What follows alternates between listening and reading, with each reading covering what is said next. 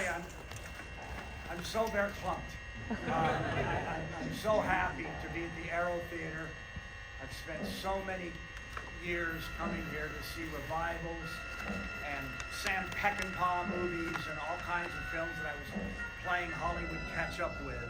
And I'm so grateful to American Cinematheque and Beyond Fest for screening earlier today a rare big screen print of Stay Hungry. It's my best fight scene, my best bull shot, and I still had hair. Anyway, we're all here for, I'm presuming, Freddy versus Jason? No. What? Oh, we're watching Green Warriors. Where's Heather Langenkamp when you need her?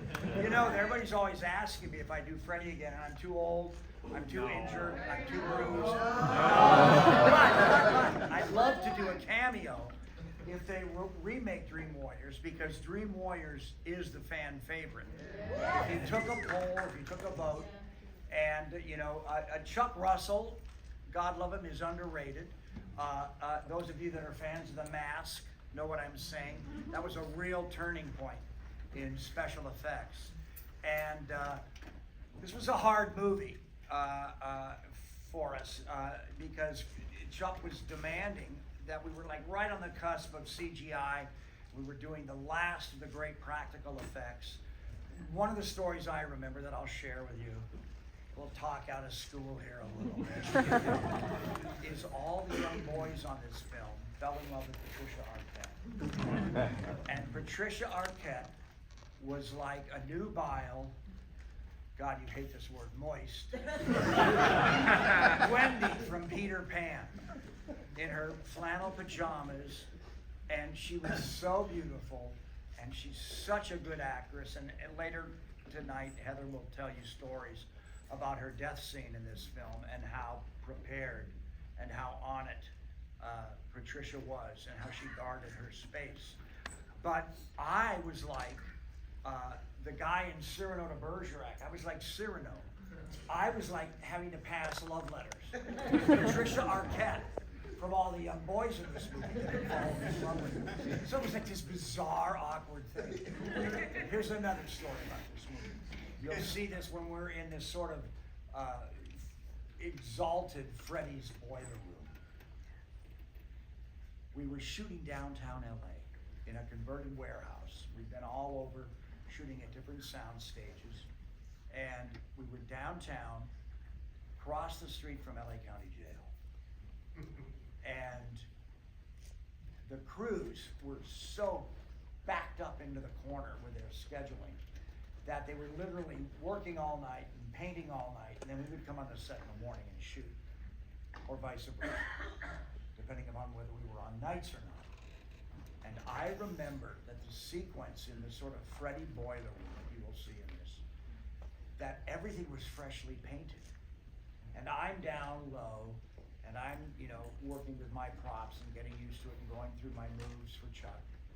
And the girls were sent up these stairs, Heather and Patricia, and they were literally maybe 3 or 4 feet from the ceiling of this warehouse in downtown LA. And all the fumes, once they turned the lights on, all the fumes from the drying paint went up and were trapped. And by the grace of God, Patricia and Heather didn't succumb to those fumes and just fall down this radical staircase. You'll see it when you watch the film now. But that was like a terrifying moment in Nightmare 3. The explosions of glass and us falling out of the mirrors was also a really, really tricky sequence to shoot. And you know, Chuck Russell and his associates had really storyboarded that down to the square inch, and that's the only reason nobody got hurt on that.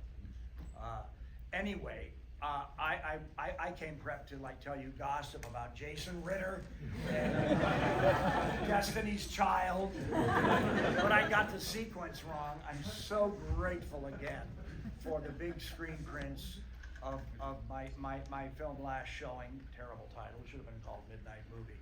But boy, if you haven't seen it, check it out sometime. Late night, down a rabbit hole on one of the streamers, because it's going to be a cult film, and god damn, Phil Hawkins did a remarkable job directing it. It looks like a slick, saturated color 70s De Palma film, and the actors in it are remarkable. Not me, the other actors.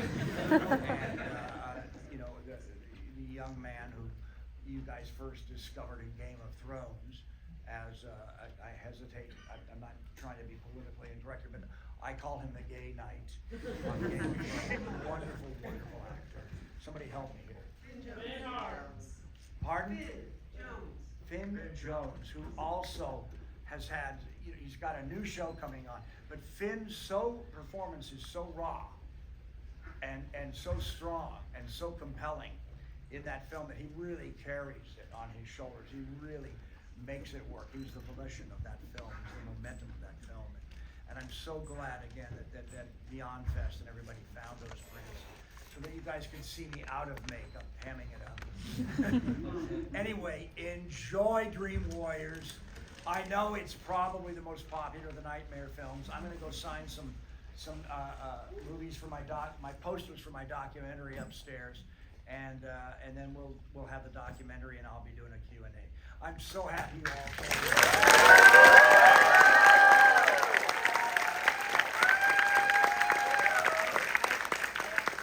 I actually made out in this theater back then.